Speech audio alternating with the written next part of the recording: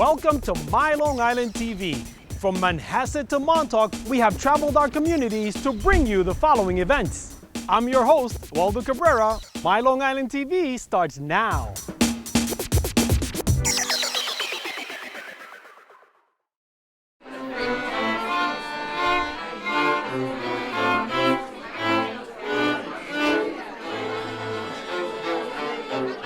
We're here today at Brookwood Hall in East Islip.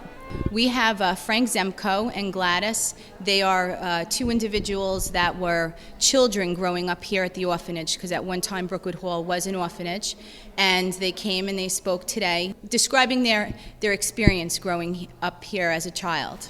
In 1941, because of the impending war, and the Germans said they were going to invade out east on Long Island, Mrs. Thorne packed everything up and left and went up to Crestwood, which was their cottage up there. In 1942, the Orphan Asylum of Brooklyn purchased this building, and we lived here until 1965. We are giving a synopsis of what life was like at the orphanage. I hate the name orphanage. It was our home. Typical boys' dormitory had 8 beds. It had like 2 here, 2 there, 2 there, and 2 there. We were treated like normal people, like anybody else at a regular home where you had a mother and father. And we usually went out to the ballpark play if it was summertime, or sleigh rided, or ice skated on the lake. We did all the normal stuff that everybody else did. Yeah, we figured we were normal. I know a lot of people, when they say you live in an orphanage, you kind of, people look at you, some people, not everyone, looked at you as like an outcast, okay? We didn't feel that way at all. This was our home. My years here growing up, I feel I was very fortunate.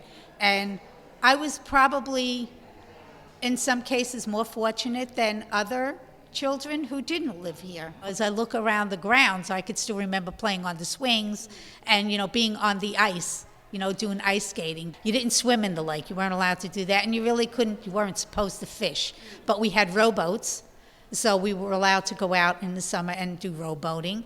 And also, we would go into town, take a bus, and go shopping. We used to have an ironing board out here. You did your own ironing. So I don't know if the boys did that. I know the girls did.